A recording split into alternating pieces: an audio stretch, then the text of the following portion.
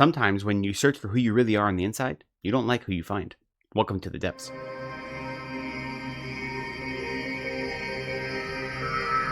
Hello, welcome or welcome back to Reading from the Depths. My name is Lecton. Thank you for spending some time with me. Today I have a review for you of My Name Isn't Paul. This is the new novella by Drew Huff, and I was given a complimentary copy in exchange for an honest review. Now, earlier in the year, I reviewed The Divine Flesh, which was a novel that Drew Huff wrote, and that is part cosmic horror, part body horror, part bubblegum flavored bath salts. It is kind of insane. I have a review for it on my channel. I'll leave a link to it down below. But in that world that she created in The Divine Flesh, there are these characters called mirror people, and they're kind of a subplot or a secondary plot in that novel.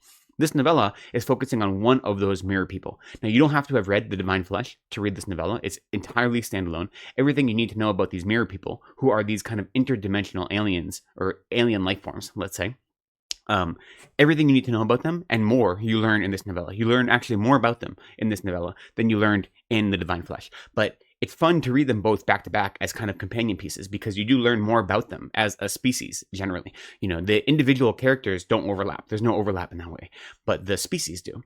And so this novella follows one of these mirror people named Paul, or not named Paul, as the case may be. And the mirror people are, like I said, these interdimensional alien life forms, and they are essentially a cluster of filaments, let's say, of like spaghetti, like silver-colored spaghetti.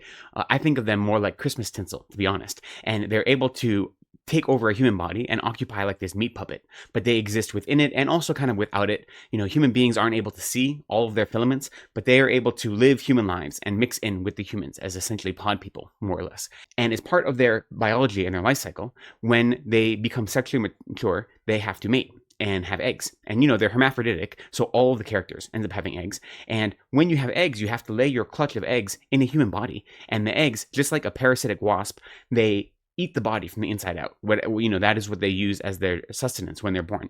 And so our main character, Paul, is coming up to a point in his life where one of his broodmates has already, you know, laid their clutch of eggs, and he is about to lay his clutch of eggs, and he doesn't want to. You know, so he's called Paul, but his actual name is Uxan. And the beginning of the story starts with him saying, "My name isn't Uxan, I am Paul." And he wants to deny that part of himself that is the mirror person, right? He wants to deny his normal tendencies, his natural way of being. And he has wrapped himself in this, you know, this cover, this mask of Paul. And he says, that's all I want to be. I don't want to kill people. I don't want to be violent. I just want to live this life as Paul.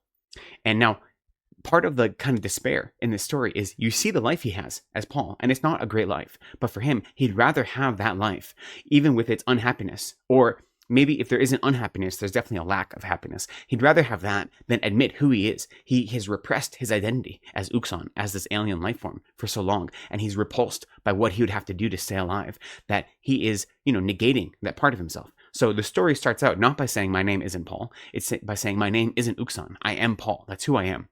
But as he reaches this sexual maturity and he has to mate, he has to lay this clutch of eggs, he can't control his biology. And all the parts of himself that he has repressed for so long, they come out. And since he's never dealt with them in any meaningful way, then he has no way to navigate, you know, this new part of his life. And he becomes dangerous. He becomes over the top.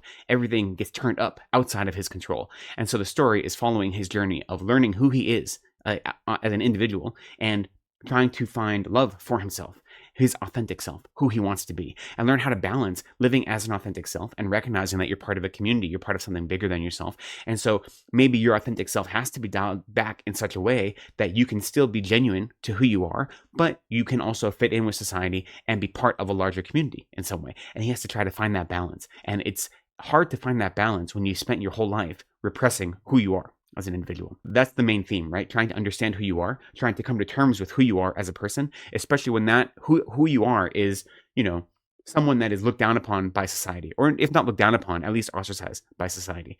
Obviously, as, you know, an alien life form who has to eat humans to survive, that's kind of looked down upon. But a metaphorical idea is, if you understand your identity to be something that is frowned upon or is, you know, outside of the status quo, then you repress it. Who are you really hurting by doing that?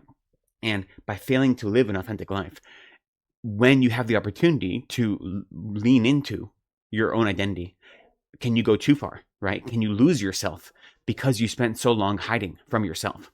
The author mentions in her notes at the end that this novella, in large part, is based on her reflections of being neurodivergent. But I think the same applies to anyone, whether you are neurotypical or neurodivergent, that it's very easy to hide away parts of yourself that you don't want to look at, that you're afraid of, that society tells you are not worthwhile. And so you hide them, you repress them, you pretend they aren't there instead of navigating them or dealing with them in a healthy and holistic kind of way. And so then when you get to a point in your life when you aren't able to pretend they aren't there anymore, you don't have the tools, either the psychological tools or just like the practical toolkit to navigate those parts of your life that you've been hiding away from so long, because you're not hiding them just from other people, you're hiding them from yourself. So this really is a journey about learning who you are and how you want to be in the world and how to be an authentic person. And it's just cloaked in this sci-fi story, right? And so I really enjoyed this story. I thought it was a lot of fun. It was really fast-paced.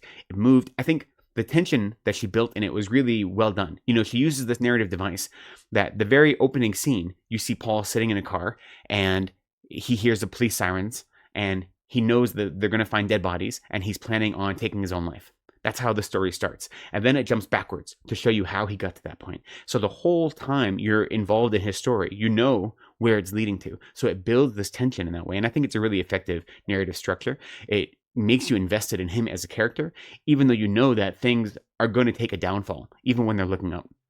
So I like the narrative flow that it gave. The writing is descriptive. You have a real sense of place, this real loneliness, and this real kind of despair. It borderlines kind of suburbia and inner city environments, but it does so in such a way that you feel the loneliness of those places, that no matter when you're surrounded by other people, if you aren't able to really accept who you are as an individual and you're constantly hiding, then it doesn't matter how many people you're surrounded by. You're always lonely, right? You're always on your own. And so the atmosphere and the environment is really built in such a way to give that sensation, that feeling. So I think that the writing in that regard, the world building is really effective. It's slim, it's not really thick world building, but it is effective. You learn everything you need to know about this alien life form, enough to make the story move forward. You just have to kind of accept it for what it is, but it's useful. It gives this really interesting veneer to understand what it means to search for your own identity and to accept your own identity.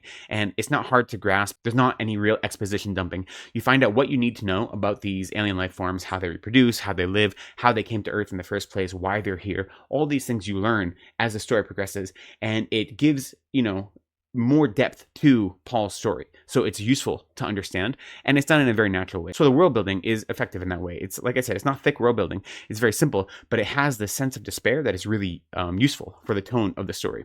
The writing itself is propulsive. It moves really quickly. Like I said, always building tension, because you know that there's going to be this point coming eventually where he is in a car waiting for the police to show up, waiting to take his own life. So you know that's coming. So it's written in such a way to build towards that. And so it moves. It doesn't really linger in any one place or another. It doesn't hold your hand. There are some moments of violence, some bloody graphic violence at that. Nothing too obscene and nothing.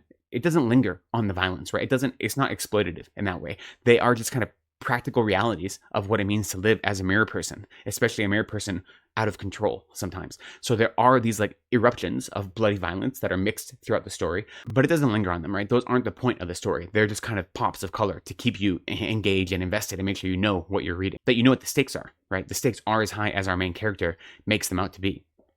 Now, there are a number of ancillary characters, Paul's wife, and then a bunch of other mirror people who are Paul's siblings, like his brood mates, and none of them are really deeply developed. They're developed enough to show a reflection of Paul. So all of the other characters that you meet in such a way as to give the main character, Paul, or Uxan, depending on what stage he is on in his journey, to give him more depth, to give him more understanding, right? So the secondary characters, none of them are that deep, but they are individual, and they don't feel just like cardboard cutouts. They feel like they're part of this world. They're genuine characters in this world. They just aren't the focus of this story. And that, I think, is part and parcel with a novella like this. If this was written longer, if this was a full-length novel, then I would want more from all of those characters, and I'd want there to be kind of secondary plots happening here and there. But as a novella, I think it's perfect. It gives you enough for these characters to feel real, to feel genuine, to feel a part of this world, and to feel a part of Paul's life, but not so much that you get distracted from the main storyline.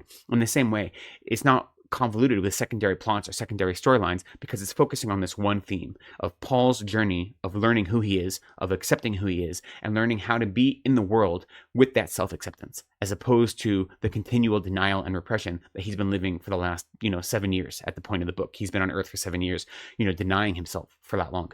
So the whole story is focused on that. And so everything else works towards that main goal. And I think it's really effective. And to be honest, I don't know if I have a whole lot more to say about the novella. I thought it was creative. I thought it was imaginative, and I really enjoyed it. It's really quick read. Anything more I say will kind of be giving away things that I don't want to give away.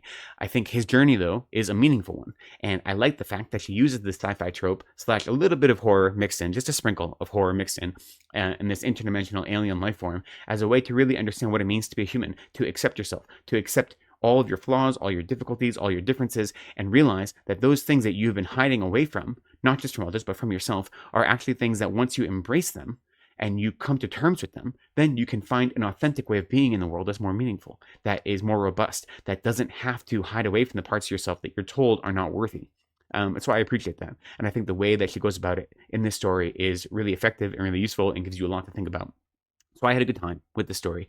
I hope you get a chance to read it. I'd love to hear your thoughts. Have any of you read this novella yet? Or have you read The Divine Flesh? Like I said, I will leave a link to that down below. That one is also a wild story. It deals with similar themes, not as bluntly or directly, and it has more going on in that story, but it's also about learning what it means to be part of a community and understanding yourself as part of that community. At least those are some of the recurring themes in that story. I'd love to hear your thoughts. If you've read this or Divine Flesh or anything else by Drew Huff, any thoughts, ideas, down in the comments. I'd love to have a conversation. But for now, I'll say thank you for spending some time with me today. I appreciate you. Please be kind to yourselves. Take care of each other and go slowly.